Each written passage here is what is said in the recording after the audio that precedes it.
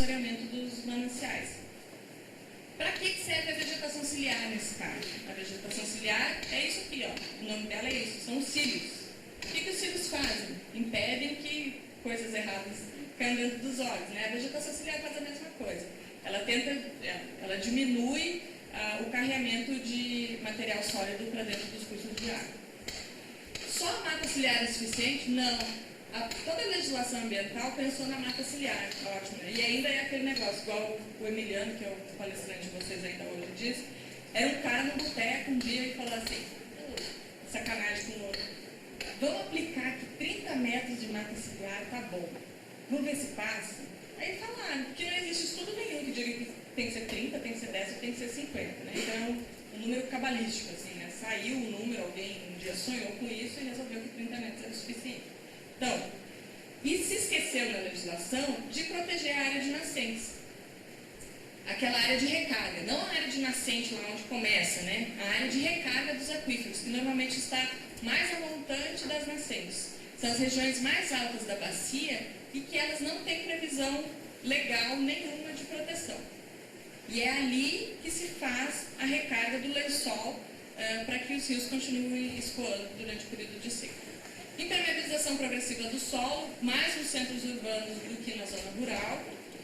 E isso aqui é culpa de todos nós, que a gente compra uma casa, né? Como vai ter um pátio lá, o pátio está ótimo, de terra batida ou tem grama, né? A pessoa olha assim, compra na seca, vocês vê na chuva fazer um lamão, e aí o que ela faz? Lajota tudo. É ótimo. Então, todas as cidades têm legislação, em Goiânia tem, 20% tem que ser área permeável.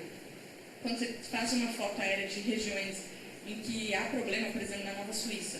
Na Nova Suíça, menos de 8% é permeável. O resto está tudo impermeabilizado. E aí o que acontece? Quando tem uma tormenta, escoa mais, né? E a exploração crescente dos aquíferos subterrâneos sem a realização de estudos necessários. Porque se a gente conhece pouco de hidrologia de água superficial, a gente conhece menos ainda de potencial e de recarga de aquíferos subterrâneos. E outra coisa, aquífero subterrâneo. É muito mais caro você despoluir um rio, mas é quase impossível você despoluir um aquífero subterrâneo. Próximo. Ué, repetido ou voltou? Então tá. E aí, então, a água, o pouquinho que sobrou de água potável e prontamente disponível, precisa atender a absolutamente todos os usos que o ser humano imaginar. Esse aqui são só os usos que estão listados em legislação, eles são bem abrangentes, né? Abastecimento humano, dessedentação de animais, que são os dois usos prioritários de acordo com a legislação brasileira, irrigação, indústria, geração de energia elétrica, navegação. Navegação é o uso dos recursos hídricos? É o uso não consultivo, tá? Então tem uma diferença entre o uso consultivo e o uso não consultivo. O uso consultivo é aquele que você retira a água e você quase não devolve, você consome a água. O uso não consultivo é aquele que você faz uso da água, mas você retorna quase toda ela no manancial. Recreação e turismo, pesca, aquicultura, controle de cheias. Controle de cheias também é um uso.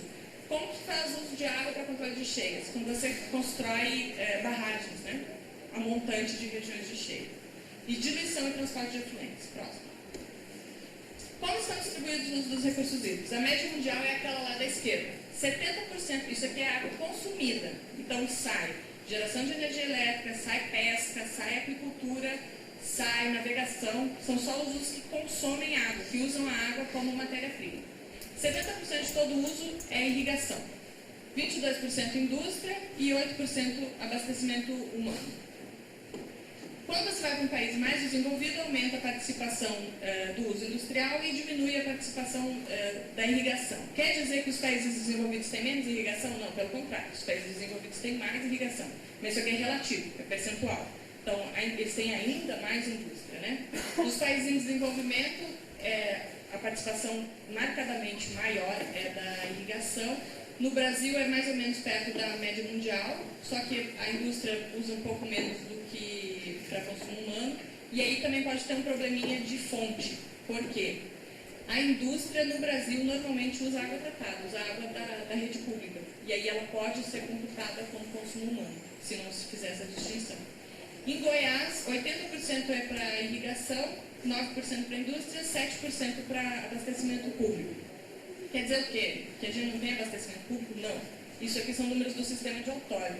Quer dizer que a Saneago outorga muito pouco, mas os números reais, o consumo humano fica em torno de 12%. Próximo.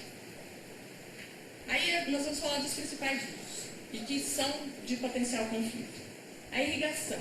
É uma coisa ruim ou é uma coisa boa? O que vocês acham? Boa. Por quê? No caso do Centro-Oeste, produção de alimentos no período da seca, né? Tá. Então, assim... Esse é o ponto positivo, porque tem um monte negativo. Qual é o ponto negativo, certo? Negativo é a forma que é feita, né? E onde a irrigação retorna, é o uso positivo, como você disse, né? Retorna uma grande quantidade de defensivos. Tá. Né? Então, assim, a primeira coisa quando a gente vai a alguma palestra sobre recursos hídricos,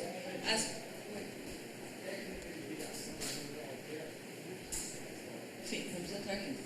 Então, a primeira impressão que as pessoas têm é que a irrigação, por causa daquele gráfico lá, é o maior vilão do uso dos recursos hídricos. Realmente é o maior consumidor.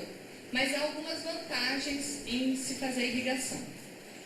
A primeira delas é assim, isso aqui, vocês estão vendo a área, eu quero que vocês prestem atenção aqui, ó, mais para esse lado. Depois de 1950, que é onde começou a aumentar muito a irrigação. Próximo. O consumo de água é mais suave. É porque não é na mesma escala, assim, eu vou montar uma, prometo que eu vou montar uma que tem os dois juntos para a gente ver melhor. O aumento da área irrigada é uma reta muito mais, com um aclive muito mais acentuado. Então, aumentou muito mais a área irrigada do que o consumo de água para irrigação. E o próximo, por favor. Isso aqui é o que acontece mais ou menos no mundo inteiro. A área irrigada representa uma parte pequenininha. A produção já representa uma fatia maior do total mundial. E o valor agregado é maior ainda. Então, o que se pode falar em defesa da irrigação?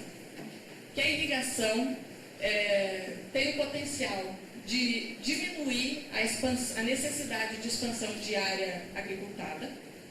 Então, por um lado, ela é amiga da preservação da vegetação original, né? E ela tem o potencial de produzir mais e agregar mais valor. Então, em áreas menores, você consegue produção muito melhor. Então, para a agricultura familiar, é uma grande coisa, né? Para quem produz em áreas menores, a irrigação é benéfica, né? É o maior consumidor de água? É. E aí entra o que o colega falou. No futuro, a diferença entre aquelas curvas vai ser ainda mais acentuada. A tendência é que a área irrigada aumente muito, a produção em área irrigada aumente mais ainda e o consumo de água para irrigação aumente num ritmo menor, proporcionalmente menor.